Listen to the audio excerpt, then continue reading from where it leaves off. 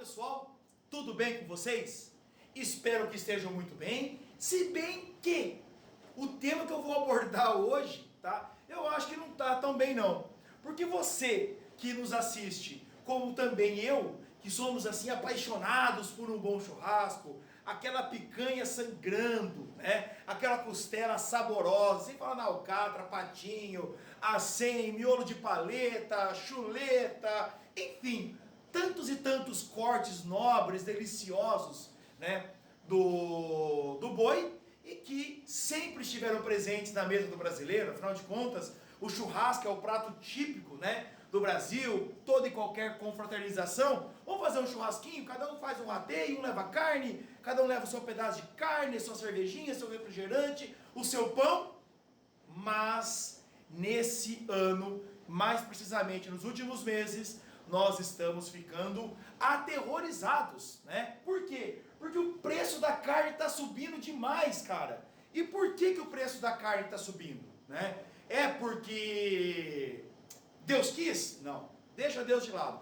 Deus não tem nada a ver com essa história, tá? Na verdade, há uma conjuntura de fatores que juntos estão provocando, estão alimentando o quê? Este aumento do preço da carne. Mas antes de falarmos mais sobre isso, nós temos que entender que, quando nós falamos no agronegócio, o Brasil, que em termos industriais, que em termos econômicos, é um país que faz parte da periferia do capitalismo, quando o assunto é agronegócio, essa posição muda.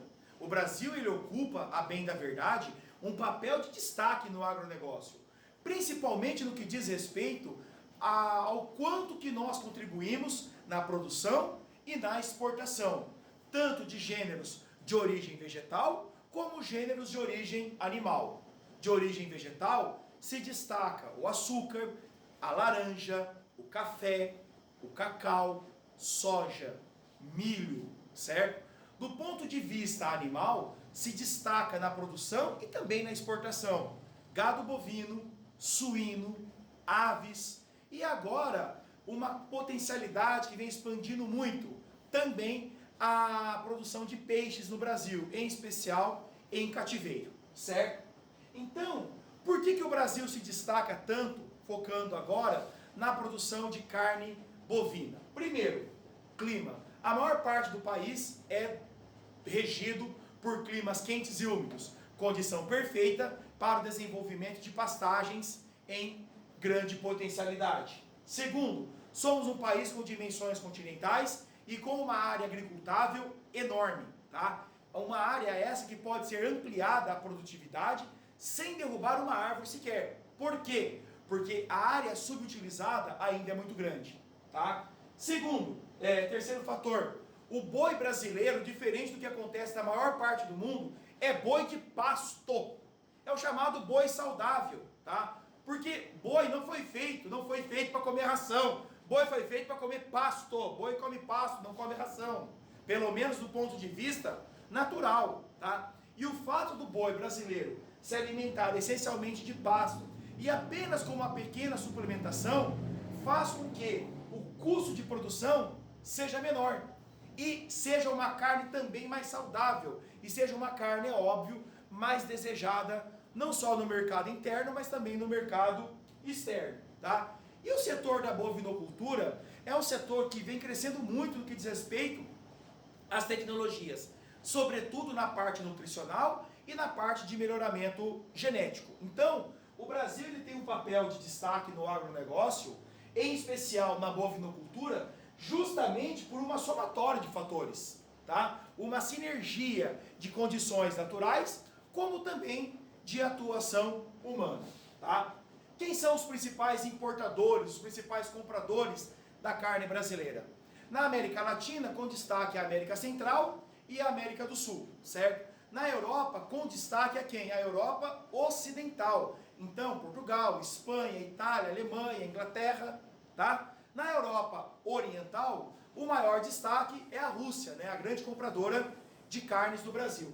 Mas hoje, a Ásia, ela vem crescendo tanto em termos populacionais, em termos econômicos, que ela vem se tornando a maior compradora da carne brasileira. Com destaque a quem? A Índia, ao Japão e a China, exatamente a China, tá? E por que eu dei essa ênfase?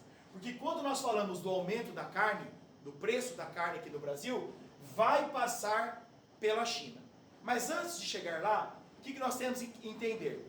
Que agora nós estamos no chamado período da entre-safra, tá? O início da primavera e verão aqui no Brasil é quando as chuvas voltam e, por consequência, o longo período de estiagem do outono e do inverno no centro-sul do Brasil, principal área de criação de gado e, por consequência, onde nós temos períodos de estiagem também por conta do clima, tá? O que acaba acontecendo? O gado, na sua maioria, ele está magro.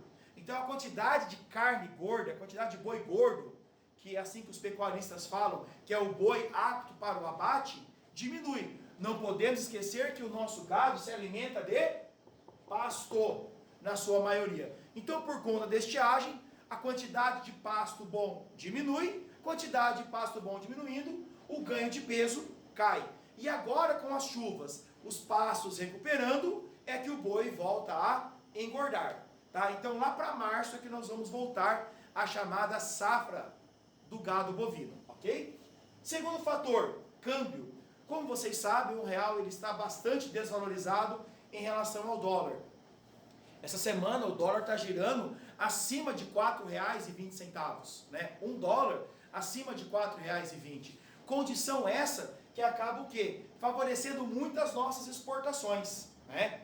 E por conta disso, além de que a China é um país que vem descobrindo o sabor da nossa picanha, tá? Esse ano a China teve um problema muito sério de origens de fator sanitário, tá? Que acabou provocando o extermínio de milhões de cabeças de porcos, tá? E esse extermínio fez com que, tá, isso por questão sanitária, fez com que a China viesse a importar de outros países proteína animal para suprir a demanda interna. Então, além de carne de aves, carne de suínos, a China também passou a importar mais gado bovino do Brasil. Primeiro, por uma questão interna, e segundo, o Brasil, por conta do câmbio desfavorável.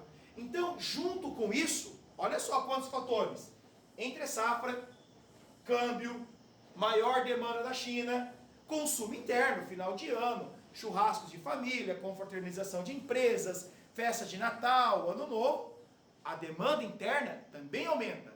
E a lei de mercado, quanto maior a demanda por um produto, maior tende a ser o quê? O seu preço. Quanto menor a oferta, maior o preço. E o inverso também é verdadeiro, tá? E não podemos deixar de esquecer, né? Não podemos deixar de citar, melhor dizendo, a especulação. Por quê? Quem tem o animal pronto para o abate, em quantidade e em peso, sabendo de todos esses fatores que forçam o aumento do preço, o que ele vai fazer?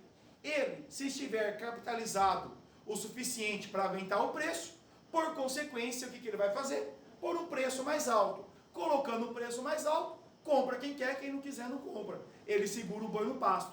Mas como a pressão interna e principalmente a pressão externa pela China são grandes, óbvio que ele não vai o quê? Ter dificuldade em colocar o seu produto a um preço bastante valorizado no mercado, pois comprador tem e a oferta de produtos é menor. Tudo bem? Então essas eram algumas das causas, alguns dos pontos principais que envolvem aí o aumento do preço da carne bovina no Brasil.